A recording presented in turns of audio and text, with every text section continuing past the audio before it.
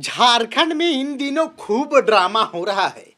खूब नौटंकी हो रही है। कभी दिल टूट रहे हैं, कभी दिल जुड़ रहे हैं।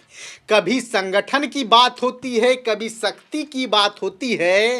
राज्यसभा चुनाव यहाँ ड्रामा और नौटंकी की तरह लड़ा जा रहा है। कोई जीत का दावा कर रहा है तो कोई हॉर्स ट्रेडिंग की बात कर रहा है।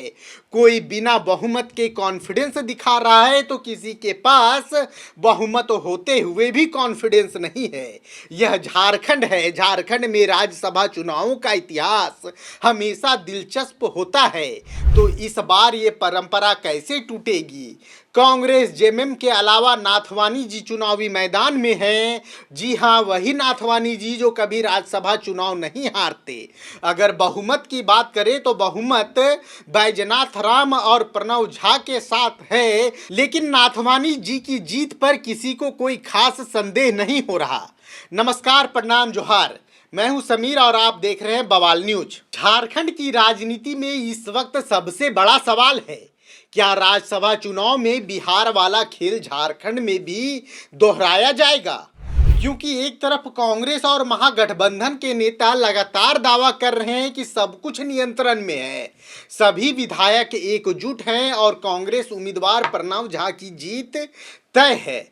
दूसरी तरफ जो घटनाएं सामने आ रही है वो कई तरह के सवाल खड़े कर दे रही है कि क्या गठबंधन सच में एकजुट है। सबसे पहले बात करते हैं उस तस्वीर की जो विधानसभा परिसर में देखने के लिए मिली। खूब होग हंगामा हुआ। कांग्रेस के नेता पूरम माथा पटके जब कांग्रेस के विधायक और नेता परिमल नाथवानी का नामांकन रद्द कराने की मांग को लेकर प्रदर्शन कर रहे थे, तब वहां झामुमो के कोई बड़े नेता नजर नहीं आए। सवाल यही है कि अगर गठबंधन पूरी तरह से एकजुट है तो फिर कांग्रेस की इस लड़ाई में जेएमएम खुलकर साथ क्यों नहीं दे रहा? यहीं से राजनीतिक गलियारों में चर्चाओं का बाजार गर्म हो गया। कई तरह की चर्चाएं सामने आने लगी। अब दूसरी दिलचस्प बात भी समझ लीजिए कि आखिर हम क्यों कह रहे हैं कि गठबंधन का क्या होने वाला है। सूत्रों की माने तो निर्दलीय उम्मीदवार परिमल नाथवानी सिर्फ बीजेपी का समर्थन नहीं मिला है, बल्कि उन्हें आरजेडी नेतृत्व का भी अप्रत्यक्ष आशीर्वाद मिलने की चर्चा हो रही है। हालांकि इसकी आधिकारिक पुष्टि किसी ने नहीं की है, लेकिन राजनीतिक हलकों में यह चर्चा लगातार और जोर शोर से चल रही है। और शायद यही वजह है कि कांग्रेस के रणनीतिकार सबसे ज्यादा बेचैन दिखाई दे रहे हैं। कांग्रेस के पास संख्या है, फिर डर किस बात का? इस बात की चर्चा लगातार हो रही है। उनके विरोधी भी यह सवाल उठा रहे हैं। आइए अब गणित समझते हैं। झारखंड में राज्यसभा चुनावों का गणित समझना बहुत जरूरी है। झारखंड विधानसभा में कुल 81 विधायक हैं। राज्यसभा की एक सीट को जीतने के लिए 28 वोट की जरूरत है। तो पहले उम्मीदवार जो जेएमएम के बैजनाथ राम हैं, उनकी जीत तो सुनिश्चित है, क्योंकि अकेले जेएमएम के पास 34 विधायक है। मामला जो अटक रहा है वो दूसरी सीट को लेकर है। महागठबंधन के पास अगर आप देखेंगे तो जेएमएम के पास 34 विधायक है, कांग्रेस के पास 16 विधायक हैं। वहीं आरजेडी के पास भी 4 विधायकों की संख्या है। वहीं अगर लेफ्ट वाम दलों की बात कर ले तो उनके पास भी 2 विधायक हैं। ऐसे में अगर आप कुल विधायकों की संख्या को देखेंगे तो लगेगा कि इनके पास तो टोटल विधायक हैं, यानी कुल 56 वोट महागठबंधन के पास है। फिर कांग्रेस क्यों बेचैन है? वहीं अगर एनडीए की बात करें तो एनडीए के पास अभी सिर्फ 24 विधायक हैं। कागज पर देखिए तो कांग्रेस की उम्मीदवार की जीत बिल्कुल आसान दिखती है, लेकिन झारखंड में राजनीति कागज पर नहीं चलती, यह बात भी समझना जरूरी है। और झारखंड में राजनीति गणित पे भी नहीं चलती। यहाँ कई तरह के तोड़ जोड़ वाले समीकरण हमेशा बनते हैं। राज्यसभा चुनाव में क्रॉस वोटिंग, हॉर्स ट्रेडिंग की आशंका हमेशा से बनी रहती है और झारखंड में तो लंबा इतिहास रहा है। यही कारण है कि कांग्रेस अपने 16 विधायकों को झारखंड के बाहर भेजने की तैयारी कर रही है। सूत्रों के मुताबिक कांग्रेस अपने विधायकों को तेलंगाना के एक रिजॉर्ट में शिफ्ट करने की योजना बना रही है, ताकि मतदान तक सभी विधायक एक साथ रहें और किसी भी तरह की राजनीतिक सेंधमारी को झारखंड में रोका जा सके। जेएमएम के कई नेता खुलकर कह चुके हैं कि कांग्रेस अपने विधायकों की चिंता करे, हमारे विधायक एकजुट हैं। वहीं अगर बीजेपी की रणनीति की बात की जाए तो अब सवाल यह है कि बीजेपी ने अपना उम्मीदवार क्यों नहीं उतारा। यहीं से कहानी दिलचस्प हो जाती है। बीजेपी ने सीधे चुनाव लड़ने की बजाय पूर्व राज्यसभा सांसद परिमल नाथवानी को समर्थन दिया है। राजनीति के जानकार मानते हैं कि यह एक सोची समझी रणनीति है। परिमल नाथवानी कोई आम आदमी नहीं है, रिलायंस इंडस्ट्रीज से जुड़े हुए हैं और कई बार राज्यसभा चुनाव जीत चुके हैं। क्योंकि निर्दलीय उम्मीदवार के रूप में नाथवानी को समर्थन देना बीजेपी के लिए ज्यादा सुविधाजनक था, तो बीजेपी ने यह वो काम किया। इससे विपक्षी खेमे में सेंध लगाने की संभावना और बढ़ जाती है। परिमल नाथवानी जब झारखंड आते हैं तो सीएम हेमंत सोरेन से मुलाकात करते हैं और यही कारण है कि बीजेपी के कुछ नेता दावा कर रहे हैं कि नाथवानी को कम से कम 35 वोट मिल सकते हैं। देखिए, कांग्रेस पार्टी की बेचैनी जो है वो भाजपा को लेकर के नहीं है, बल्कि झारखंड मुक्ति मोर्चा को लेकर के है। क्योंकि यह जो महागठबंधन महाठगबंधन है, अगर इनके आंकड़ों की बात करें तो इनके पास सफिशिएंट विधायक है। लेकिन जिस तरीके से कल विधानसभा में कांग्रेस पार्टी का सपोर्ट करने एक भी जेएमएम का आदमी नहीं आया, जिस तरीके से परिमल नाथवानी जी की मुलाकात पहले हेमंत सोरेन से हुई है, उसको देखते हुए कांग्रेस पार्टी को यह महसूस होने लगा है कि शायद अब उनको सपोर्ट नहीं मिलेगा।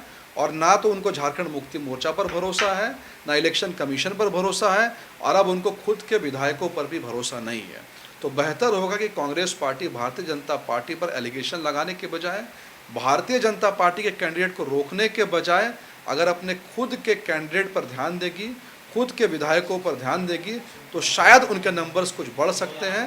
लेकिन जिस तरीके के आसार दिख रहे हैं, निश्चित रूप से भाजपा ने जिनको समर्थन दिया है वह जीतने वाले हैं और जीत का आंकड़ा निश्चित तौर से 35 तक पहुंचेगा। अगर बीजेपी का यह दावा सही साबित होता है तो फिर सवाल उठेगा अतिरिक्त वोट कहां से आएंगे, क्योंकि एनडीए के पास अपने दम पर इतने वोट नहीं है, यह बात तय है। तो आखिर वोट आएंगे कहां से, यह भी समझना जरूरी है। ऐसी स्थिति में महागठबंधन के भीतर क्रॉस वोटिंग की संभावना को पूरी तरीके से खारिज नहीं किया जा सकता। कई तरह की चर्चाएं हैं। बिहार में जो खेला हुआ उसे लेकर भी झारखंड में माहौल गर्म है। प्रणव झा की उम्मीदवारी भी चर्चा में है। आपको बता दें कि कांग्रेस की चिंता का एक कारण यह भी बताया जा रहा है कि प्रणव झा की उम्मीदवारी को लेकर कांग्रेस में अंदर खाने सब लोग खुश नहीं हैं। सूत्रों के अनुसार राज्य स्तर के कई स्थानीय नेताओं के नाम की चर्चा राज्यसभा के लिए थी, लेकिन आखिरी समय में कांग्रेस आलाकमान ने प्रणव झा को उम्मीदवार बना दिया। यानी उम्मीदवार का चयन पूरी तरीके से दिल्ली हाईकमान का था, यह रांची का चयन नहीं था। क्योंकि रांची में तो कई और नामों की चर्चा थी, लेकिन अचानक से प्रणव झा का नाम सामने आया। राजनीतिक विश्लेषकों का मानना है कि स्थानीय स्तर पर कुछ नेताओं और कार्यकर्ताओं में इस फैसले को लेकर उतना उत्साह नहीं देखने को मिल रहा जितनी अपेक्षा की जा रही थी। प्रणव झा की उम्मीदवारी को लेकर कांग्रेस के कुछ सीनियर लीडर भी बहुत आश्वस्त नहीं थे। हालांकि कांग्रेस सार्वजनिक तौर पर किसी भी तरह के असंतोष से लगातार इनकार कर रही है और प्रणव झा को जिताने की बात कर रही है। 18 जून को है राज्यसभा चुनाव और उससे पहले कई तरह के समीकरण बन रहे हैं।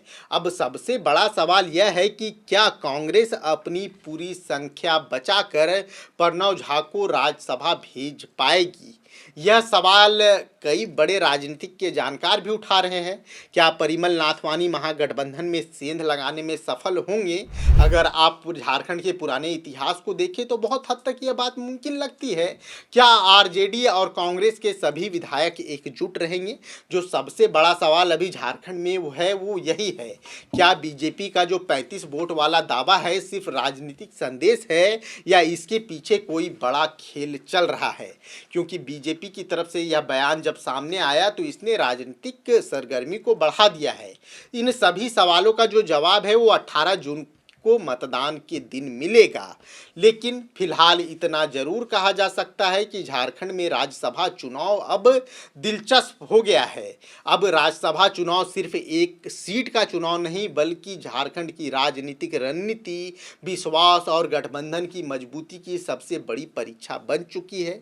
ऐसे में सवाल है कि क्या हेमंत सोरेन कांग्रेस को समर्थन अंदर से कर रहे हैं, जो बाहरी जुटता दिखाने की कोशिश हो रही है, क्या वह एकजुटता अंदर में है? आपको क्या लगता है, क्या कांग्रेस की चिंता जायज है या फिर सिर्फ राजनीतिक सावधानी है?